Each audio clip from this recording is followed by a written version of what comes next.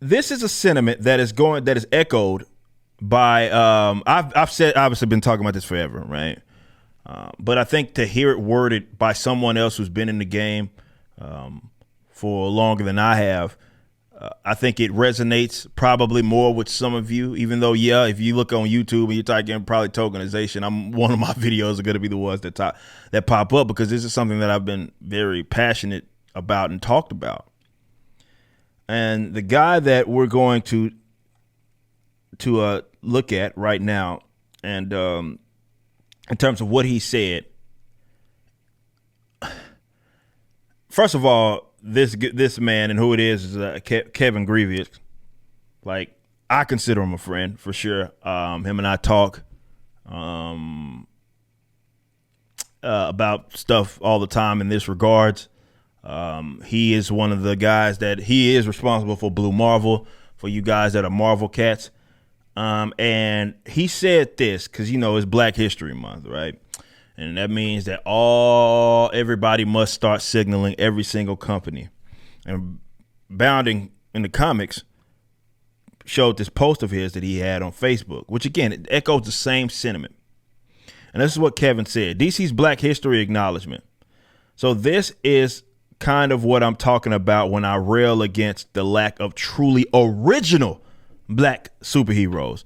And only 7 of them are original, if that. And most of them were created in the last 12 years. What happened to Bronze Tiger, Tyrock, Crimson Avenger, Bloodwind, and the Milestone characters? I don't get it.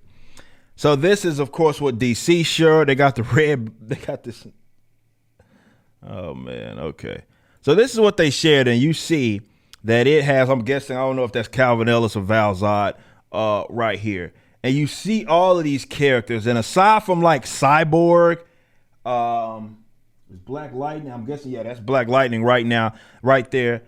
All of these characters, for the most part, are based upon another original white character.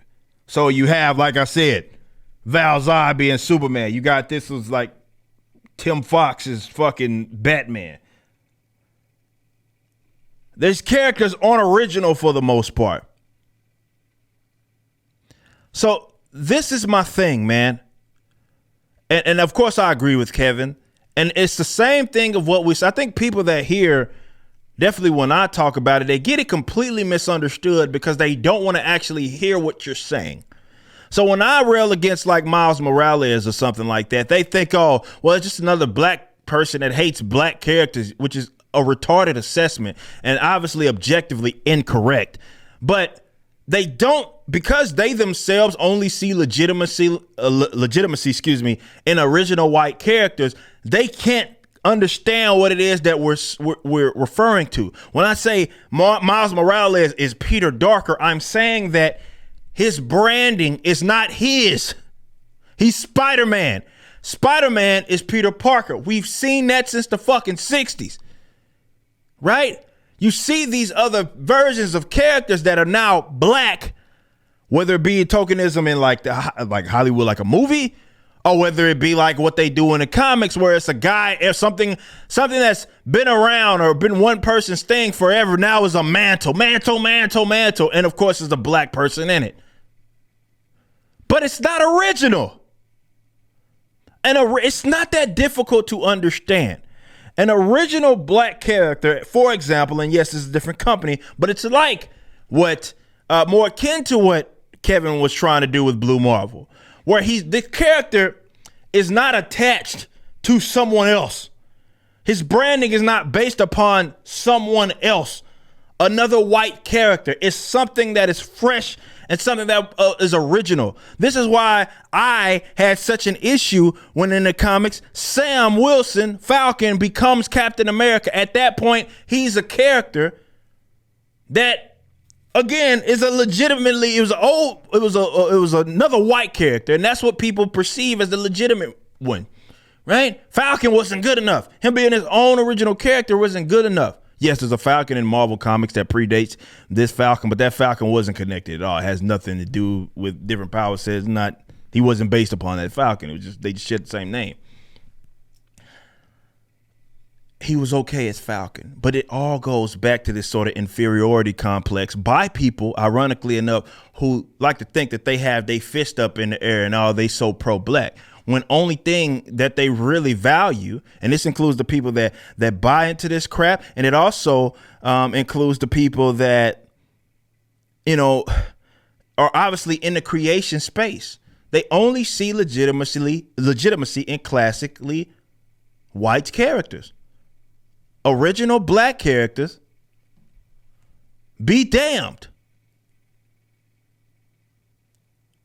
That's what this is about. And this is why I told y'all, I'm going to show y'all how it's done. Like, I'm not trying to hear this all bullshit like, oh, well, we have to tokenize because people won't support original black characters. No. You just suck at your job, right? You imagine doing what y'all did with Milestone, right? You did the DC fandom stuff, which was just y'all signaling about racist sexuality and stuff.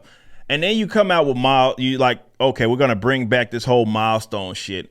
And then you give the project like the Milestone Zero stuff, and you have Vida Ayala telling stories, right? You just don't fucking get it. And then they change Static's origin to where now he's part of some Black Lives Matter protest. Like, y'all don't get it, and you don't know what it is that you're doing.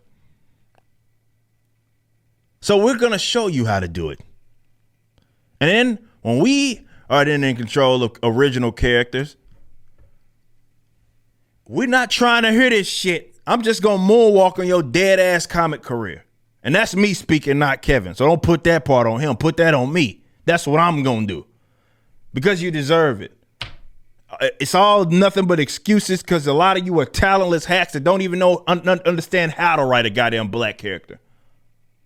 So this is why you have to take someone else's brand and then palette swap it and then try to then say that it's original. Nah, you just only see legitimacy in white characters and you suck at your job. Simple as that. You just listened to a clip from my podcast, For Canon's Sake, which is live throughout the week at 12 p.m. Central on youtube.com/YoungRipper59 and odyssey.com/@YoungRipper59. Be sure to check out my website, ericdjuly.com, so you can stay up to date with everything it is that I'm doing. You can also become a member and get access to a bunch of cool perks and exclusive content, which includes a social media hub where you can interact with myself and other members. It even has an app that you can get, which is now live in the Google and Apple stores.